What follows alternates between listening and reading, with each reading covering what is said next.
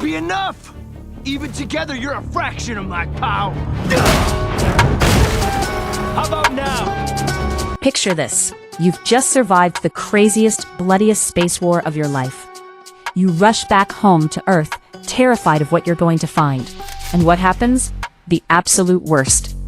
Planet Viltrum is gone, and the surviving superpowered space warriors are crashing down on Earth like literal meteors.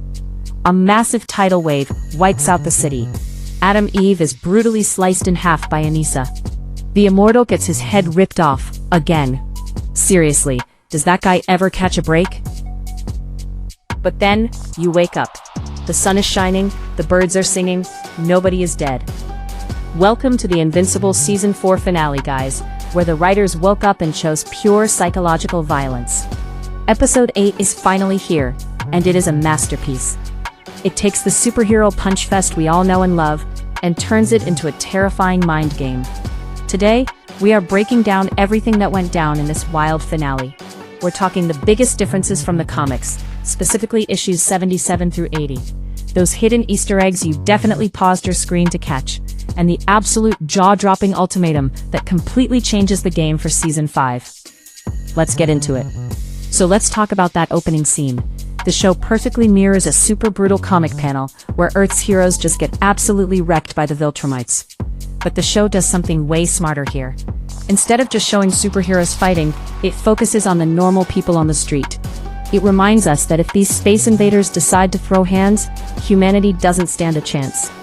But as we find out, it's all in Mark's head. Our boy Mark is suffering from some major, deeply rooted trauma. He's been gone for nearly 10 months, and his brain is basically a pressure cooker at this point. The show doesn't let us relax either. Just when you think Mark is having a nice calm chat with his mom, Debbie, he hallucinates Thragg casually ripping her head off right in the living room, ruining a perfectly good carpet. In the comics, a fake-out like this happens way earlier on a spaceship. But moving it to Mark's childhood home, it just makes it so much creepier. He can't even feel safe in his own house. And it gets worse. Mark goes to Upstate University, trying to feel normal, and imagines Anissa tearing his best friend William's jaw off. It's a dark callback to what happened to his little brother Oliver. But luckily, William and Rick are there to pull him out of it. Rick even tells Mark he recognizes that haunted look, because he sees it in the mirror every day from his own trauma as a reaniman. It's a really sweet moment that proves Mark isn't totally alone, even if his old, normal life is basically gone forever. Now, let's talk about the absolute masterclass in awkward reunions, Debbie and Nolan. If you read the comics, you know that Debbie basically lets Nolan back into the house right away. They make up, hook up, and fly off into space together, like it's a weird sci-fi rom-com.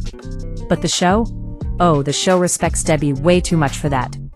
When Nolan hovers outside their house, giving us major Season 1 flashbacks, Debbie marches outside and absolutely reads him the riot act for getting Oliver hurt. Nolan tries to pull the "I've changed" card, super speeding in front of her to prove he's not just a killing machine anymore. But Debbie holds her ground. She tells him straight up, "You are not staying here." Eventually, Debbie talks to her ex, Paul, who points out that alien superhero drama is just her life now. So when Debbie does decide to go to space, she's doing it for her son Oliver, not to play happy family with Nolan. When they fly up to the ship, it is so incredibly awkward. Nolan almost touches her shoulder, and then pulls back. Friend-zoned by your own wife, you love to see it. And if you thought Debbie was tough on Nolan, wait until you hear Cecil. Nolan goes back to the crater where he nearly beat Mark to death, and tries to give Cecil an apology tour. Cecil coldly hits him with the math. Great start.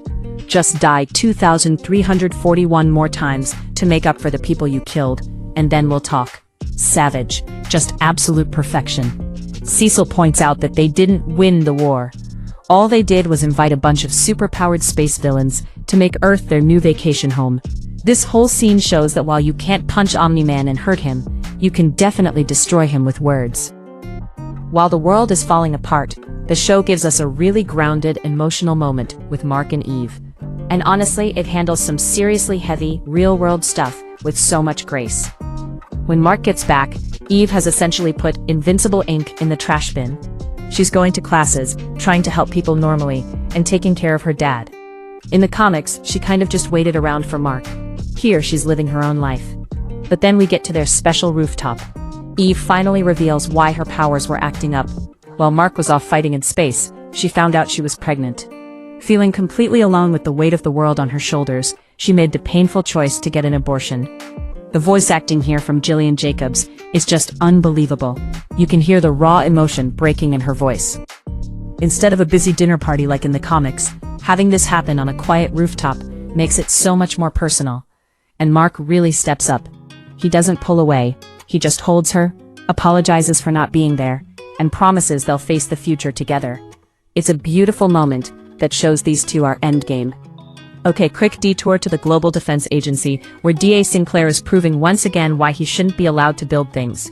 Cecil and Donald are trying to use a new portal to rescue Robot and Monster Girl from the Flaxen Dimension.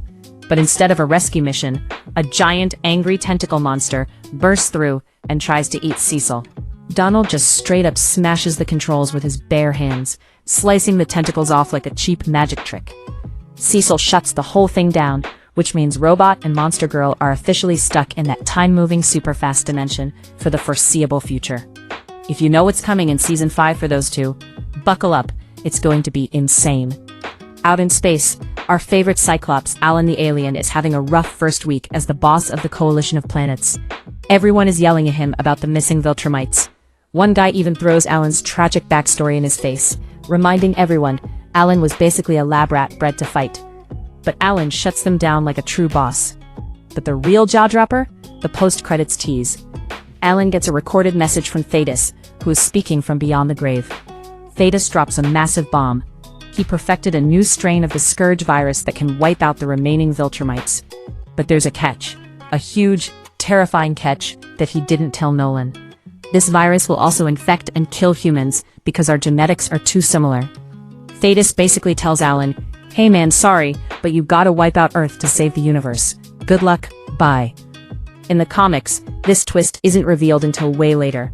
Giving it to us now makes the stakes for Season 5 so impossibly high. Alan has to choose between letting the Viltrumites win or literally wiping out the human race. No pressure, dude.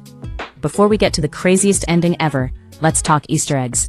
Mark goes back to his childhood bedroom, and the background artists went crazy here. We've got the classic Seance dog poster, obviously. Right next to it is a poster for one of Nolan's old sci-fi books, Hate Tribes and the Planet Wreck. There's a poster for a rock star named Rock Slobster, but the coolest one is a poster called Ultra Skull. The skull on this poster looks exactly like Thragg did in the comics, when his face got punched so hard you could see his bones. It is a brilliant, creepy way to tie Mark's childhood safe space to the nightmare he's living right now.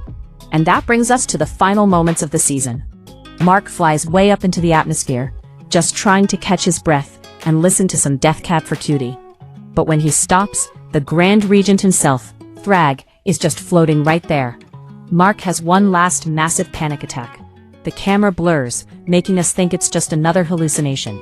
Mark snaps, lunges forward, and punches Thragg right in the face. His fist connects solidly with Thragg's legendary, immovable mustache. Thragg doesn't even blink. He just casually shoves Mark away, and the push is so strong, it creates a sonic boom. Just to remind us, yeah, Mark is strong, but Thragg is on a completely different level. But Thragg didn't come to fight. He came to make a deal. He tells Mark the exact body count. There are exactly 37 Viltrumites left alive. But that's still more than enough to rip Earth in half. However, Thragg doesn't want to destroy the planet. He wants to use it. We get these hilarious, but incredibly eerie clips of Viltrumites trying to live normal human lives. Craig is out riding a motorcycle with his new human girlfriend. Anissa and Lucan are wearing business suits, looking absolutely miserable, working boring 9-to-5 desk jobs. They are going to use Earth as a breeding ground, slowly rebuilding their empire in secret over hundreds of years. Thragg gives Mark an impossible choice: let the Viltrumites live here in peace, and nobody gets hurt. But if Mark or the Coalition tries to fight them, the Viltrumites will exterminate billions of humans and enslave whoever is left. Faced with the literal extinction of humanity, Mark remembers Eve's promise to face things together. He realizes he has no other choice. To protect everyone he loves, Mark agrees to the deal. Invincible, the guy who spent his whole life fighting the Viltrumites, is now their secret bodyguard. Thragg even seems a little sad to say goodbye, genuinely pitying Mark for caring so much about weak little humans. In the comics, Omni-Man is standing right there when this happens, but the show making Mark face this terrifying god-tier villain entirely by himself, it just makes the burden so much heavier. And the season ends with Mark floating alone in the cold sky, shivering as he realizes what he just did. He saved the world, but now he's hiding the universe's biggest ticking time bomb right under our noses. Season 4 took the crazy space battles and grounded them in real human emotions. The villains aren't out in space anymore. They are our neighbors. They are our co-workers. Between the Viltrumites living next door, Robot trapped in another dimension, and Alan holding a virus that could kill everyone on Earth, Season 5 is going to be absolute chaos. But what do you guys think? Did Mark make the right call by taking Thragg's deal, or did he just doom the entire planet by letting them hide among us? Drop your thoughts in the comments below, and let's argue about it. Thanks for hanging out, and I'll see you in the next one.